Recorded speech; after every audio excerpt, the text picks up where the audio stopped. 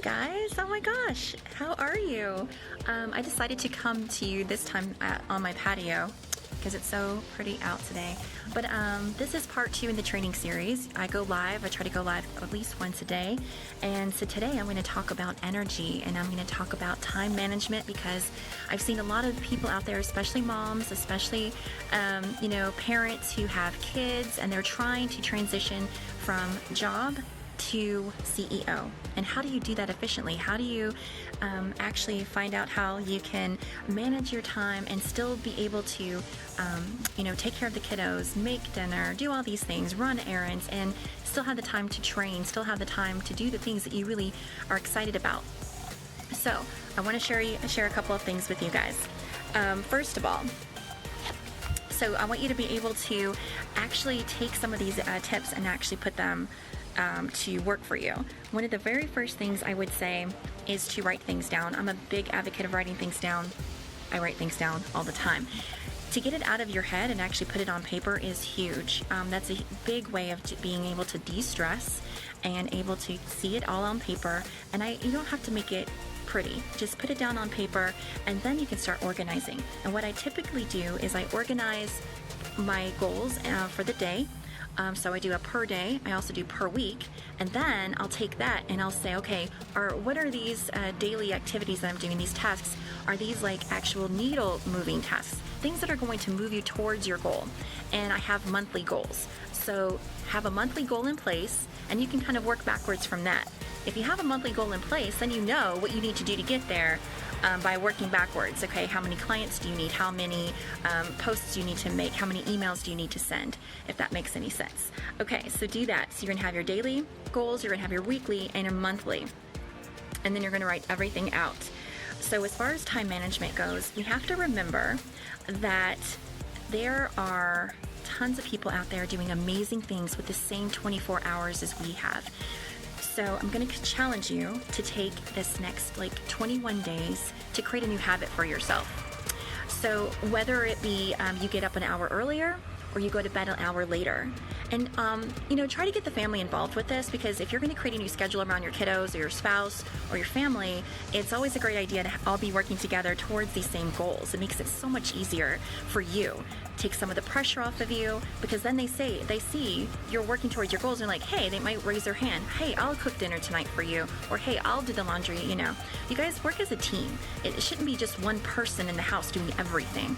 So work together to make these goals happen. Okay.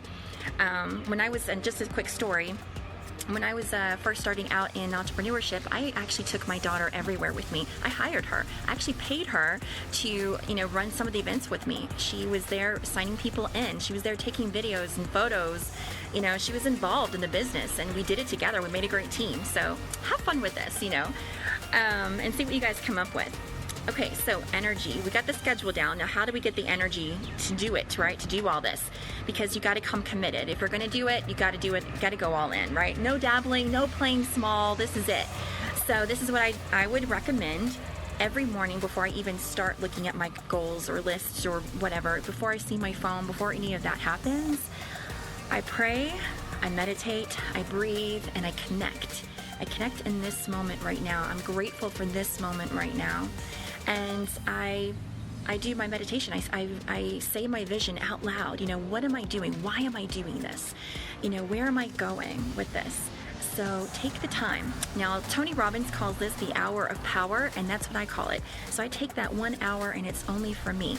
I also take the time to exercise, because when you exercise, you release endorphins. It creates creativity and imagination. So many good things can happen when you actually take the time to move and to get your heart pumping and oxygen flowing. It's amazing. Sparks all kinds of great things in the brain and in the body. So to gain the energy that you need, start moving, start meditating. Okay, there's actually two parts to this. You want to start moving, which is the exercise part, but you also want to be still and be connected, which is the meditation and prayer part. Pretty cool, huh? So take the time to be still and to meditate, but then also take the time to move. So incorporate that in your daily routine.